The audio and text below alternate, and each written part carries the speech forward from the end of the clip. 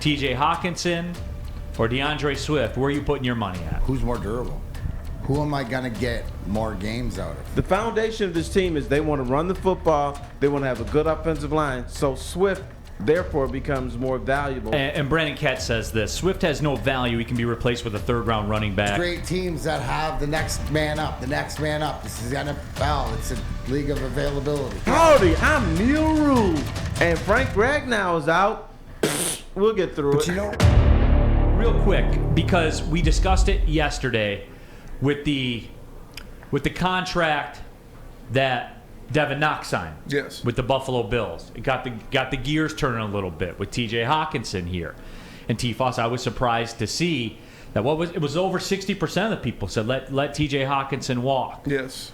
You know, we're getting to that space with the Lions where you have to make your decision on TJ Hockenson. You're going to have to make your decision coming up soon on DeAndre Swift as well. And we know the cap space. We know all that cap space that the Lions have. 2024, DeAndre Swift becomes an unrestricted free agent right now. And it's easy to answer this as we go through the season, but I'm just curious to see where the people are right now. If you had to sign one, T-Foss, TJ Hockenson or DeAndre Swift, where are you putting your money at? It's a toughie, but I'm going to go Swift. I think he has a lot of upside that we haven't seen yet. I'm willing to gamble and keep him around so that we can see some outstanding running from Swift. I think the number one question I have to answer to myself first is What's the number? Who's more durable? No. Who's more durable? Who am I going to get more games out of? And honestly, That might be a toss-up. But here's the whole thing, right? So to me, right, if I think that DeAndre Swift can be that back, that durable back, but also be available, then I'm going him, right? I think it's not even the question to what this sort of team needs. I think that you could replace with the money the Hockenson. And to me, I don't know the availability of Hockenson. I think that the beauty of having the clock, Neil, is this year that when the important time to answer is that when it runs out, right, coming into next year, or because obviously they've decided not to do anything like other teams have with guys like this on their roster until playing out the season. So the availability, if he turns out, right, you're going to have to pay if either one of them turns out with stats that people think that they're going to be around Pro Bowler or leading the division. But to me, to answer that question today, I'm going with Terry with Swift. But I got my fingers crossed that he's going to be durable. I want to see him more durable. Now, the law of averages say I know. that Hockenson has a better shot at being healthy than Swift because he's not getting hit on every play. But when you look at the foundation of this team, the foundation of this team is they want to run the football. They want to have a good offensive line. So Swift, therefore, becomes more valuable than Hockenson. And here's the other thing, too. And Brandon Katz says this: Swift has no value. He can be replaced with a third-round running back from Alabama. And you know what? I get that. And for me, for me, I come from the school of, look, I would probably lean Swift in this situation because the number's going to be lighter than it is with Hawk, because I think the gamble's even as far as the durability And you know what? perspective goes. Hockenson could be replaced by a fifth-round pick from Iowa. Absolutely, he can. There. And that's Fletch Lives Daily says draft a good tight end. Well, we've tried doing that before, but later. But now you got Brad Holmes. See, the Lions were such bad drafters. They figured if we don't do it in the first round, we're not going to get a quality player. Now, Brad Holmes can say, oh, forget that. I can get you a tight end in the fourth or fifth round. So you have to hope that he can do that. So you can get, I'm not going to say an upgraded tight end, but you can get a guy that's in his neighborhood if you have a, good. Look, Hockenson's teammate, Font. Yeah. He went in the fourth round or fifth round. Yeah, he was a little bit later. He's pretty good. When you look at the elite tight ends in the National Football League, they're taking the fourth round, third round, fifth round.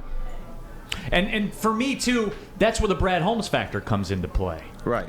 I have supreme confidence in him being able to draft. Eric Ebron, everybody, makes an appearance on the show. Hey, they thought that was the piece, man. Yeah. In retrospect, dude, they shot their shot. And in the end, the dude went to a Pro Bowl. Say what you want, he did. Did he do it here? He didn't do it here, no. Oh, okay. I didn't think so. Well, both things can be true. That's right. And did Matt Stafford win a Super Bowl here? No. All right, just checking. Right. And sometimes you're not the problem, sometimes you're not the solution, and sometimes you're both. Okay. I think that's fair. Both things can be true. And both things can be true. Mike G says Swift, more return on investment and more touches. So, it's one of those things where it doesn't really matter to me either way, because Brad Holmes can replenish it. And that's why in the long run, I'm getting nervous about this season. I don't like the way it's trending and everything like that. But I still rest easy. Number one, we got D-Max clock. Thank you. Yeah. That's at the end of the day, right? It's like the hashtag wiser plan, right? We set this up together with the clock so that when these tough situations like the offensive line and Ragnow goes down and all this stuff, when we still have games on the clock, it's okay because their expectation. That's what I'm saying. It's all right. These things are going to play out. How is the response to that? What does Brad Holmes do?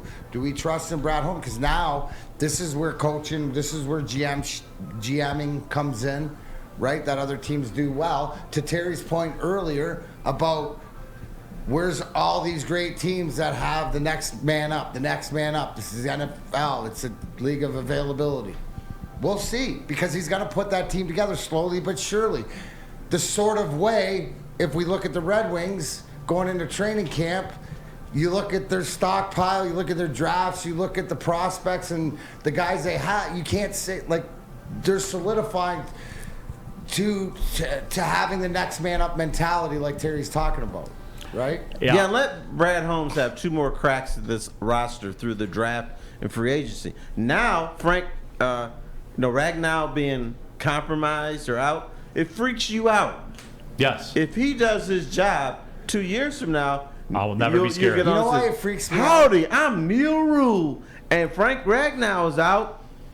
We'll get through it. But you know what it is? We got a 6-rounder ready to roll. Right. You know what it is? I'll tell you this. Out of character with Frank Ragnow, to me, he is the alpha in that locker room on that offense as far as when all the different stuff, and I know you got Penny Sewell, Taylor Decker, and all the different guys, but when you're out there in the heat of it, and there's some man stuff going on, and there's some words being exchanged, and there's some heated argument, you got the Aaron Donalds and things like that. It's not your younger guys who are learning into the league. It's the guy like the man. Right, the Frank Ragnow, the outdoorsman, to walk up and sort of have that pedigree to say enough's enough to the other team. You have that big.